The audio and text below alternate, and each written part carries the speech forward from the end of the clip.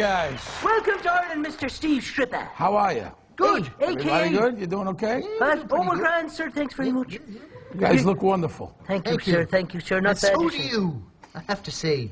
Isn't it great having your man from the telly in our kitchen? Look, it's Bobby Bacala from the biggest TV show ever, The Sopranos. That's right. In our kitchen. Jesus. Well, Stephen, I have to say it's great and a bit scary to have you in the kitchen. Why? I'm a nice guy. I was the nice guy on the show. I was the nice mobster. Wasn't I the nice guy? I was the nicest guy. You were, but then I saw you beating the shite out of some fella.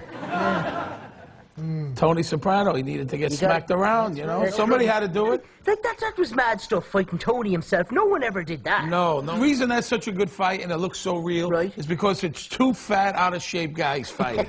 That's a real fight, right? Yeah. Not like a Steven Seagal or a Chuck Norris. This is how fat, out-of-shape guys fight. They pull, they tug, they pull each other's hair. We kind of heard that he's a bit of a pain in the ass, as you American fellas would be saying. Really? No. He's a good guy. You're not any real digs in there. Just a quick real one. Punches right into his face. Go on, yeah, Gandolfini, you earned so much. No. What happened was, the headbutt is real. Oh, no way. But it was an accident. You know, he zigged, I zagged, and boom. See what he did there? Done his research. And I hit him, and he went down like a 300-pound tree. And I just prayed that he didn't get up and beat me up for real. Right. Because he's a big guy. Now, you're a proper Italian-American, right? Born in Bensonhurst, Brooklyn. Correct. What was it like growing up there now? You know, it's mostly all Italian. It was at the time, you know. You know, everybody kind of knew each other. Even though it's a big neighborhood, it was a close-knit neighborhood. Did you ever run into any Irish gangs? Like the Hairy Langers or something like that? Well, yeah, there's Irish gangs. The Westies. The Westies are one of the most notorious Irish gangs in all of New York City. That's right, God. But I get along good with everybody, you know. All right. Well, I'm only an actor. I'm not a gangster in real life. Well, we sometimes forget that, I suppose. We do. So, how does the entertainment manager of the Riviera Hotel in Vegas get a starring role in the biggest TV drama series ever?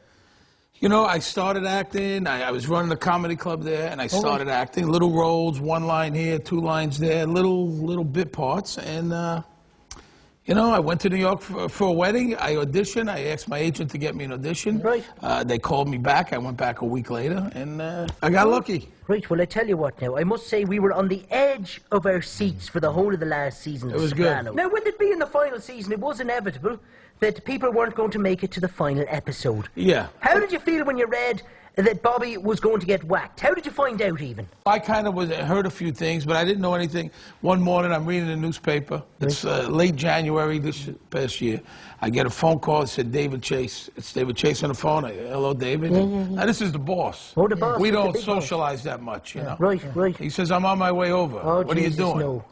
I said, I'm reading the paper. He said, well, I'm on my way over. I said, you could have come here?